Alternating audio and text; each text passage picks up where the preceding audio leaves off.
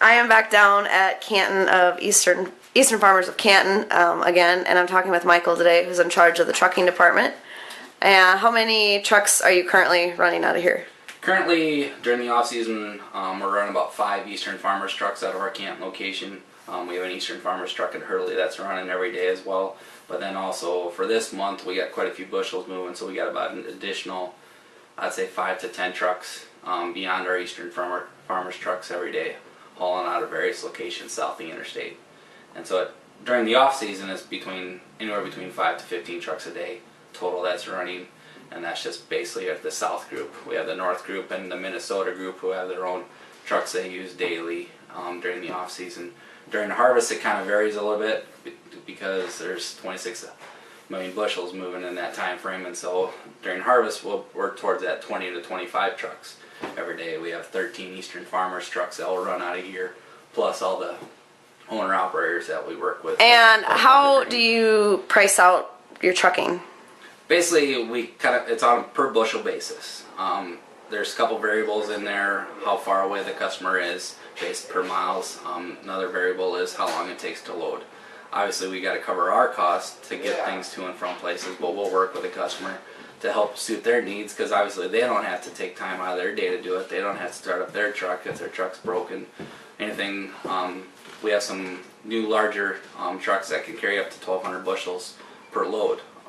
Standard semi tandem axle truck, tandem axle trailer, you're right at that 1,000 bushel.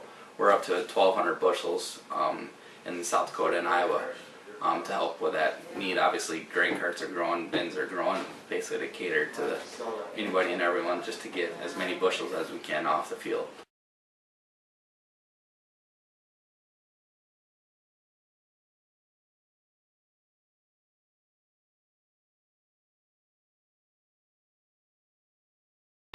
And you guys will also repair any old ones, any Shurco products? Correct. Basically what we can do is we basically measure up your old tarp. If you got needs a whole new tarp, we can replace it. If there's just a tear in it, we can get patches for it. We basically just we clean it, throw a glue on there, and we can get a patch that basically holds pretty concrete tight.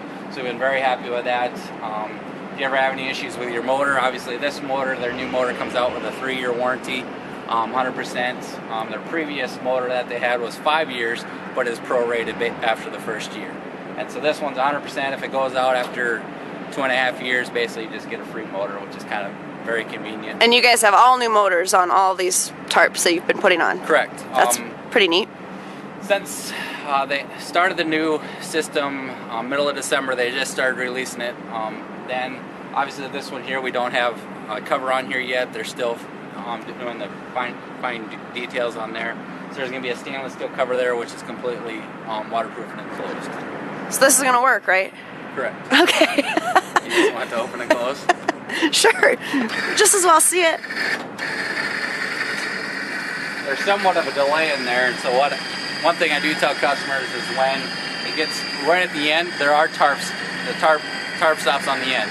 Don't use them, because eventually you're going to wear a hole in the tarp, and so you stop just a little bit before you can still get everything you need in there. And then with a delay with a remote, you want to let go just a little bit early, and then same thing with closing it. You don't want to over tighten. This new motor is really good at that. It's got a lot less, it's more refined torque than the previous motor. The old motor just had a lot of torque, and it actually bent tarp tubes and tear tarps. And that was one thing with Shurco having a motor that was outsourced by a different company. Now they make their own motor rather than having to outsource it from a competitor. So now when you're hauling your grain in the winter, you don't have to get out and freeze your butt off? Correct.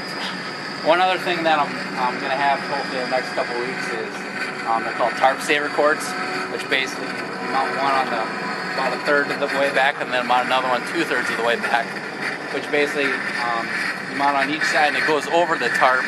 And so on windy days when you have troubles closing your tarp, the tarp will actually stay down due to the tarp saver cords. Oh, that's nice. And so the benefit as far as windy days goes,